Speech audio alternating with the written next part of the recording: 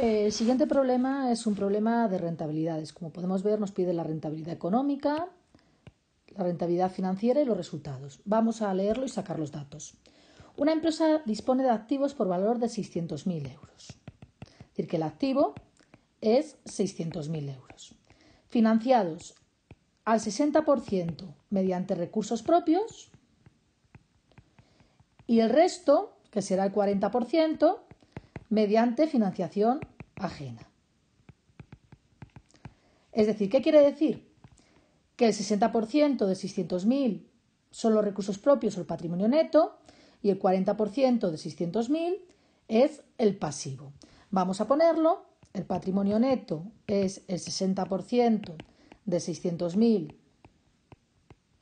que es 360.000, y el pasivo es el 40% de 600.000, que es 240.000. Otra forma hubiera sido quitarle al activo el patrimonio neto, 600.000 menos 360.000, 240.000. Seguimos leyendo.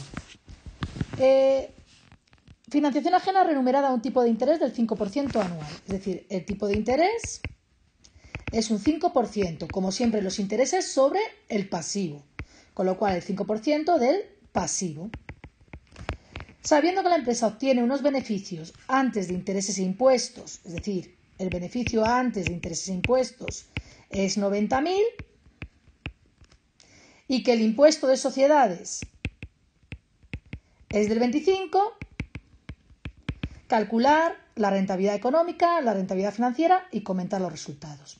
Bien, vamos a empezar con la rentabilidad económica. Si me sé la fórmula, es el beneficio antes de intereses e impuestos entre el activo. Con lo cual, bueno, pues esta pregunta es simplemente aplicar la fórmula. Beneficio antes de intereses e impuestos, 90.000, que también lo tenemos aquí. Activo, 600.000.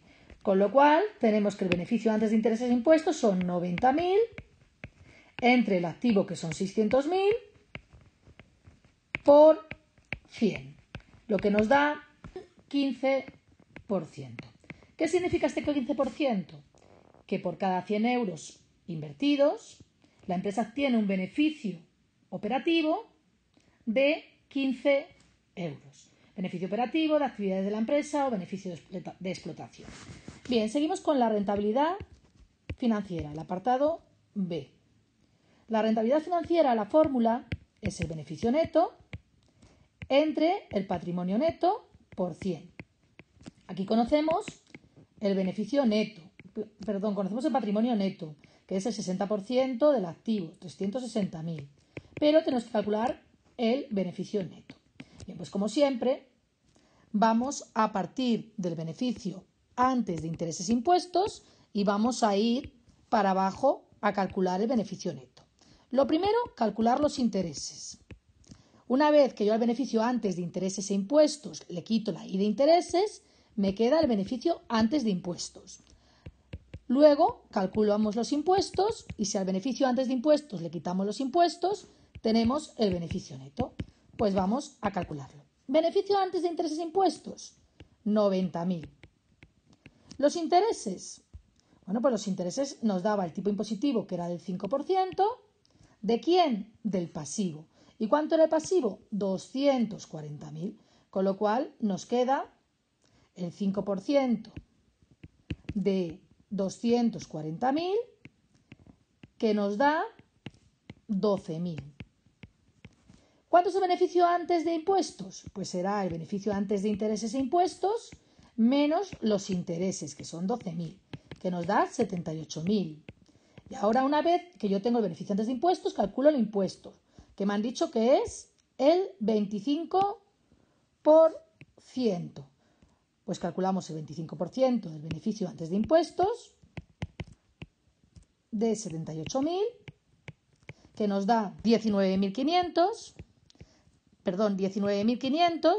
quedando un beneficio neto que es igual a el beneficio antes de impuestos, 78.000, menos 19.500, que son los impuestos.